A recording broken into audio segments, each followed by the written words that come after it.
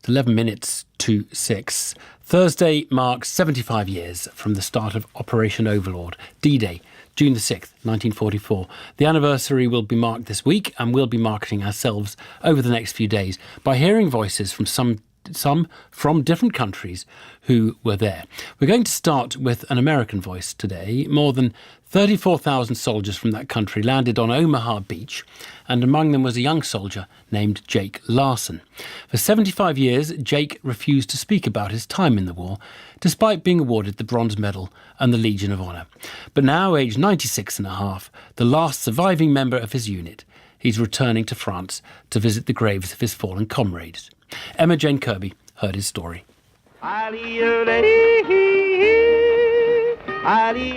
Jake Larson is now 96 and is a highly decorated war veteran. Back in 1938, though, he was just a bored teenager who'd run out of pocket money. So, what made him join the army? Money! I'll tell you the story. Saturdays, we would walk around town, and when we walked by the Roxy Theater, it said Saturday Matinee. Gene Autry, the all-American cowboy.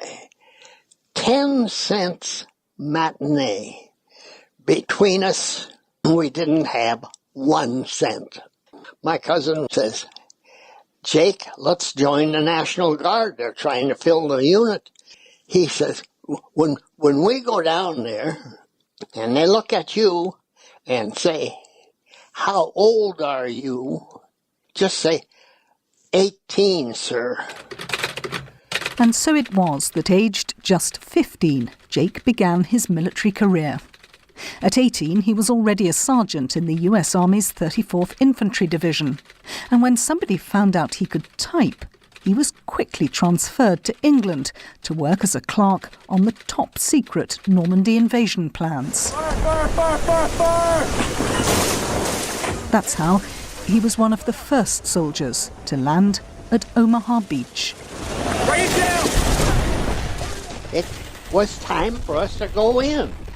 And we're on this landing craft infantry. And when they dropped that front down, the Germans started shooting. We got into the water up to our chins and holding our rifles above our head so we wouldn't get the ammunition wet.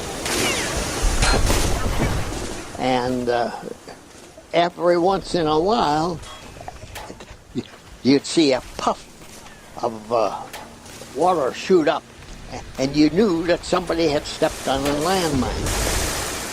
The Germans had so many mines set out there. They figured they had 1 million that we had to dodge. I got up to the beach, and I got down behind a hard sand, like a sandstone. We had no protection, no foxholes to dive in to protect us. We had none. And I was a little shaky at that time, and I got out a cigarette from a waterproof container, and I had no matches. They were wet. And I looked right behind me, and there was a soldier behind. I said, hey, buddy, do you have a match? And I got no answer, and I looked again. There was no head under the helmet. I got up, I ran, ducking bullets from 2 machine guns, and ran. The next thing I knew, I had the command post set up, and it was a little after 7 o'clock at night. I don't know where the time went.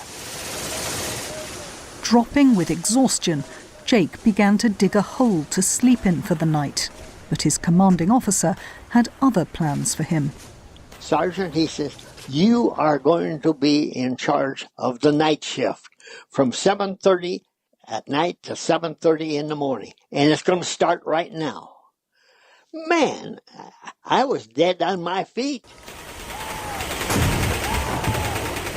There was no feeling of being scared. If you're a soldier, you don't get those feelings of being scared. You're making every step count so you don't get killed. The feeling is, man, I'm going to make it. I'm going to make it. But we lost 2,400 men right there on that beach. The water was colored red, and there were bodies just floating. For 70 years, Jake didn't talk to anyone about what he witnessed during the Normandy landings. He just couldn't. I came out with the shakes. I had the shakes for 70 years. We didn't talk about the war. We didn't go in for that. No one talked to each other about their service. We were alive. There is a guilty feeling there that you left so many dead on Omaha Beach. It's an unbelievable thing.